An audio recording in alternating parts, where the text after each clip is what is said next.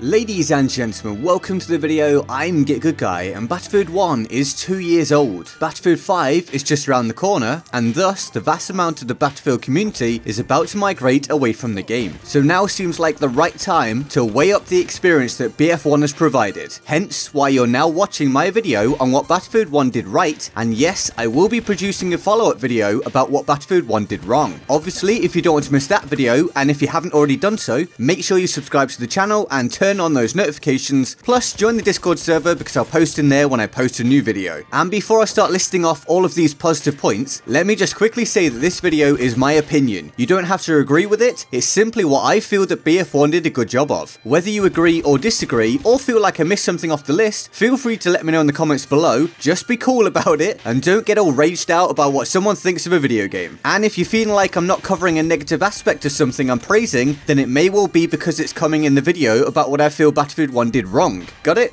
Cool. So the first and main thing that I feel BF1 got right is the epic feel and scale of the battle that you're in. I actually feel like I'm in a full-scale battle when I'm playing something like Conquest on BF1. There's so much happening. There's infantry flooding in from the flanks, there are enemies holding down an objective, whilst planes dogfight overhead, a sniper shot flies across the screen, while someone detonates their dynamite in a nearby building. It just feels impressive and deep, like you're actually part of something. I love that feeling, and I can't think of another AAA title that I've played that gives me that same experience. I give huge praise to Battlefield 1 for that. And coming from someone who played COD for years, BF1 has made that experience now just feel shallow and simplistic. Well done, BF1. Next up is the very basic point of I think the game looks fantastic. There are problems with the aesthetic, of course, such as the ridiculous brightness and contrast in some circumstances, which I'll go into in more detail in the What I Think Battlefield 1 Did Wrong video, but on the whole, the game is extremely visually pleasing. The variety of locations provide very different looks, and they're all crafted extremely well. Now, usually I'm not overly interested in how a game looks, when compared with how a game plays, but BF1 is so visually impressive that it's become quite a big deal for me, so that's really saying something. Moving on, we have solid gameplay elements, such as equipment being effective, intuitive, and simple to use, which helps to promote at least somewhat of a team play element. Now, I'm not saying BF1 is the most team play centric game, but I can't see how it can be argued against that it's very obvious how you use equipment, and it can have a very positive impact. Just look at the syringe, the ammo pouches, the AT mines, etc, etc. I think BF1 did a great job of these tertiary loadout options, even though many players are still apparently set on not using them effectively, but that's just a player problem, not a game design problem. Also for gameplay, I'd like to add that the melee assassinations look awesome. Slicing someone up from behind or running up and clubbing someone's face off. It's just satisfying, even if they don't always trigger in a consistent fashion. And speaking of satisfying, I find picking up kills in general to be just that. The feel of it, the animations, the sound, all of it. Killing people in BF1 just feels good to me. Far superior to what I've experienced in some games such as Fortnite and Black Ops 4 of late. I am looking forward to bullet spread playing much less of a key role in Battlefield 5 though. I don't hate spread like a lot of people do, but a switch up in gunplay will be a refreshing change. Regardless though, I like how shooting people in BF1 feels. And there are lots of ways to do it. BF1 now has a pretty extensive selection of weapon options. Although I don't like the variant system particularly, what can be said is that you can get extremely different experiences based on weapon selection. The vast majority of them have their own unique feel, and I'm a big fan of that. Having a huge list of weapons, but 80% of them play the same way, is a waste. BF1 doesn't have that problem for me. An outsider may well ask how all of those LMGs could possibly feel different, for example, but in truth, the vast majority of them really do, and I love that. And the sheer amount of weapons that were added during the game's lifecycle did help to keep me interested. Then on top of all that, weapon-wise, that wide selection of weapon options also allows for many playing styles to keep things fresh. You can effectively rush in BF1, you can effectively hold position and play passively in BF1, and then everything in between. There will be a weapon that helps you to do just what you're trying to do. And while we're on the topic of options and variation, let's throw in the game modes. I'm not going to say it's a perfect selection, but I do appreciate that operations and domination are two options at opposite ends of the spectrum which you can play in this game. Team deathmatch, conquest, rush, war pigeons, there are several different lanes you can take in order to tailor your experience. They all feel like Battlefield, but they can feel very different at the same time. And you know what they can all provide? Hero moments. What do I mean? Well, those times where you can pull something off that entirely alters the situation, that makes you feel powerful, like you did something worthwhile. When a game lacks hero moments, it gets boring, fast. Look at Destiny 2 2 before it got patched recently. It was ultimately boring. Now, to me, it's fun again. And one of the key reasons is hero moments. BF1 has those hero moments, and that's a big deal. They may be hard to pull off due to the sheer amount of variables present, but they're possible. And let's close out this video of praise with 3 smaller points. 1. I like the HUD customization possible in BF1, even on console. As a console gamer, I know that this is rare, especially the extent to which you can customize your experience in BF1 through the settings menus. 2. The free trials for the premium DLCs was a good move. I don't like the premium system as a whole, but allowing players to essentially trial the content from time to time for free to see if they're interested is a positive thing. And 3. I found the Easter eggs in the game to be great. Even if they were somewhat frustrating at times, that just made completing them and getting hold of the secret weapon, the Peacekeeper, even more special. And with that said, that's what I think Battlefield 1 did right. I'm sure I must have forgotten some things, but as you can tell, I'm a big fan of this game. I've played it for 2 years, and I'm thankful that it helped me to build this awesome community that I now have. Of course, there is still that follow-up video to come of what Battlefield 1 did wrong, but for today, get into the comment section and give me your take on the positives of BF1. Let's make this a feel-good thing. Whack your positivity below. If you enjoyed the video, hit that like button, subscribe if you're new here, join the Discord server in the description also if you want to get more involved in the channel, and turn on those notifications with the bell button so you don't miss future content. Now let's go over to the Board of Awesome for the epic people who support the channel on Patreon. That support helps me to do this full time, so thanks to everybody on here. If you want to join them on the Board of Awesome, the link to the Patreon page is in the description and my pinned comment. And with that all said, I'm GetGoodGuy, and I'll see you next time. Laters.